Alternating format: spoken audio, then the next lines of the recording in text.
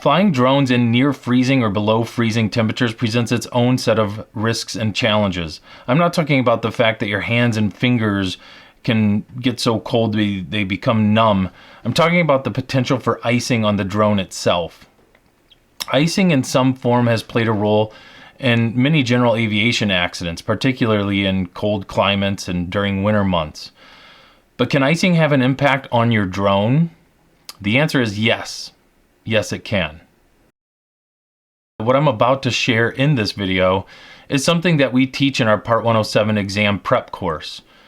This is an in-person instructor-led training that has helped hundreds of folks, from the general public to first responders, gain the knowledge needed to not only pass the FAA Part 107 written exam, but for safe and efficient drone operations as well. If this is something that you'd be interested in, you can find more information on the classes we offer at v1dronemedia.com, and I'll also provide the link below in the video description. So let's take a look at this photo again. What is this? This is an Inspire 2 propeller that was starting to get some icing developing on the underside of the propeller.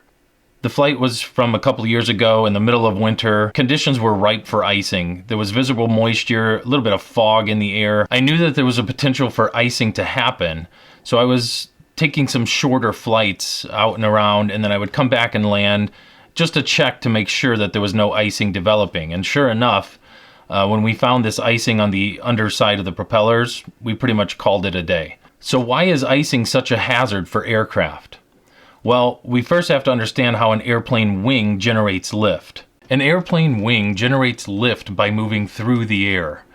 As the air flows over the wing, it creates a high pressure area on the bottom of the wing and a low pressure area on the top of the wing. This is what generates lift for the aircraft. What if we were to disrupt the airflow moving across the wing?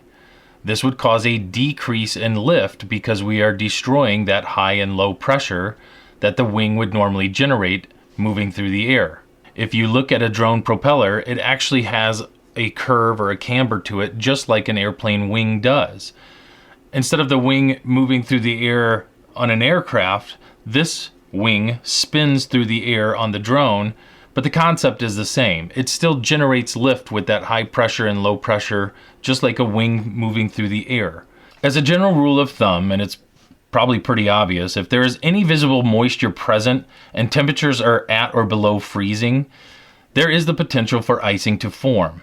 But we can take this one step further by looking at two numbers, the temperature and dew point, to give us an idea if icing conditions might exist now or in a short time in the future.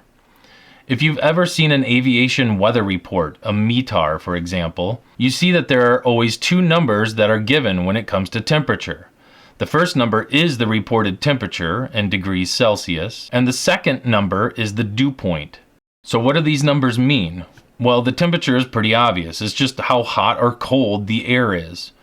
The dew point is the temperature at which the air becomes saturated and moisture in the air condenses and turns into a visible form. The spread is the difference between those two numbers.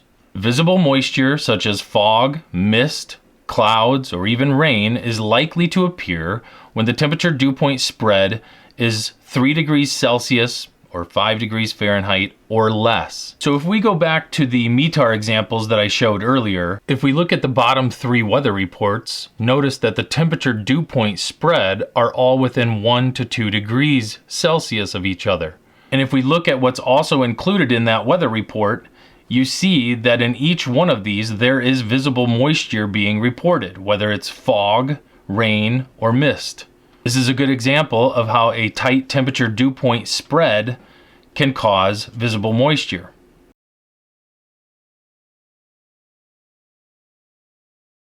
Let's look at an example of how this works. Warm air can hold more water molecules than cold air.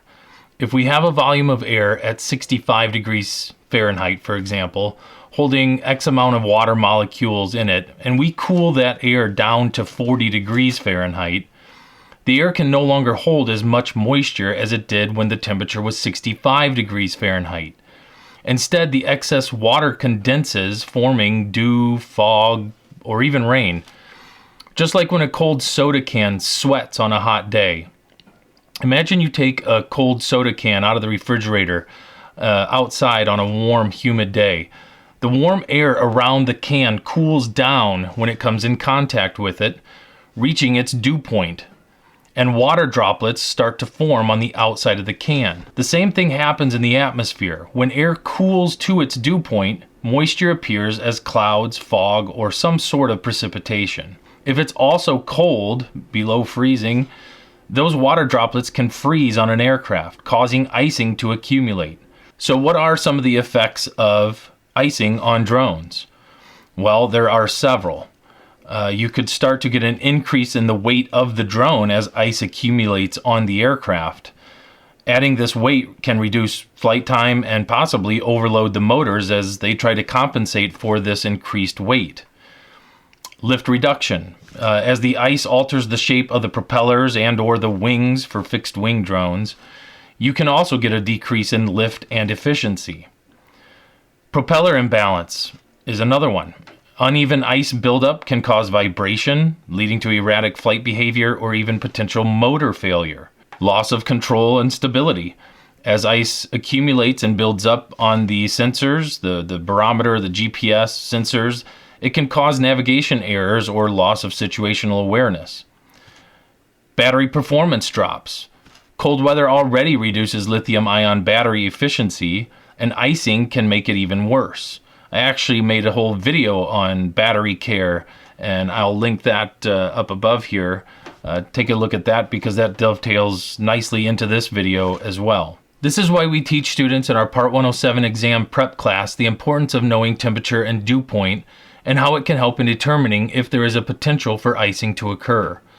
Not only will this information help you on the exam, but it is practical information that every pilot should know for safe operations in cold weather. So the next time you go out to fly, especially in cold weather, pay attention to the temperature dew point spread to see if there is a likelihood of icing conditions.